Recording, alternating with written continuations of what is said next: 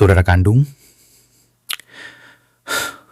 kadang jadi orang yang paling bikin kesal, tapi juga paling kita rindukan. Di balik semua kenangan itu, ada makna yang dalam, dan kali ini akan Velif Studio bahas lebih lanjut.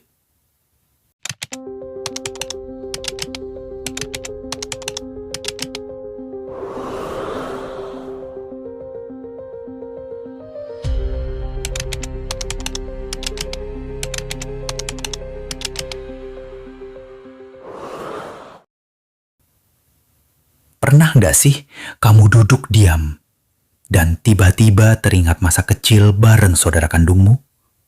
Entah itu kakak, adik, atau bahkan keduanya.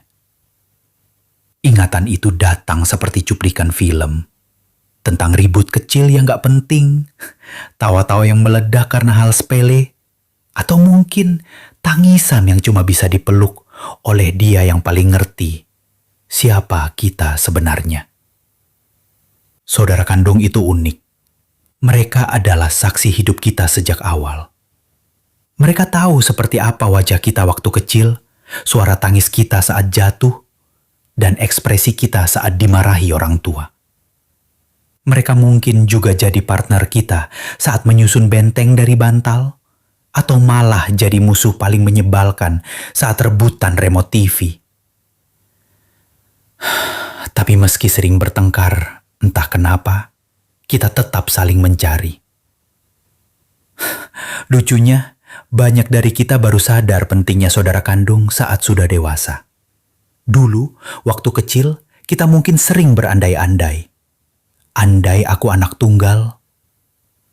Tapi sekarang kita sadar kehadiran mereka bukan beban, tapi berkah. Kakak yang mungkin cerewet, sering ngatur-natur, sebenarnya cuma khawatir.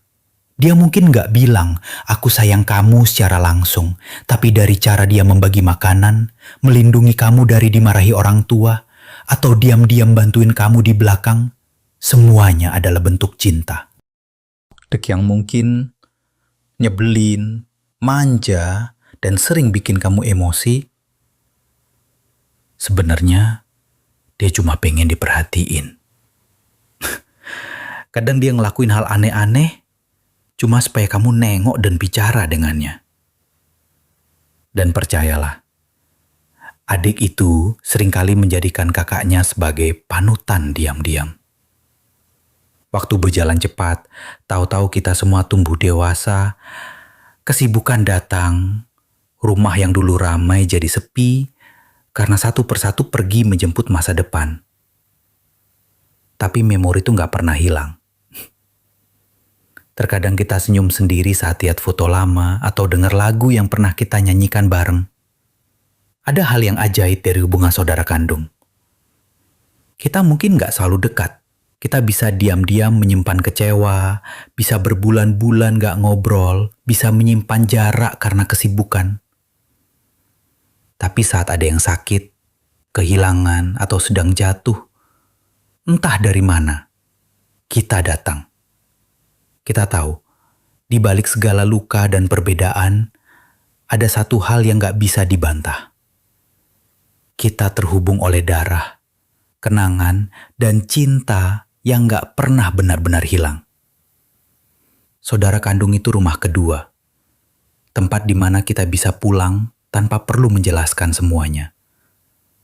Mereka adalah orang yang tetap grateful menerima kita meski dunia berubah. Tempat kita bisa menjadi diri sendiri, tanpa topeng, tanpa pura-pura. Mungkin kamu saat ini lagi punya hubungan yang rentan dengan saudaramu. Mungkin kalian jarang bicara, atau bahkan sedang saling diam. Tapi coba pikirkan satu hal. Seberapa besar artinya dia dalam hidupmu? Seberapa banyak kenangan yang telah kalian lalui bersama? Gak ada salahnya memulai lebih dulu. Mengirim pesan singkat. Mengajak ngobrol.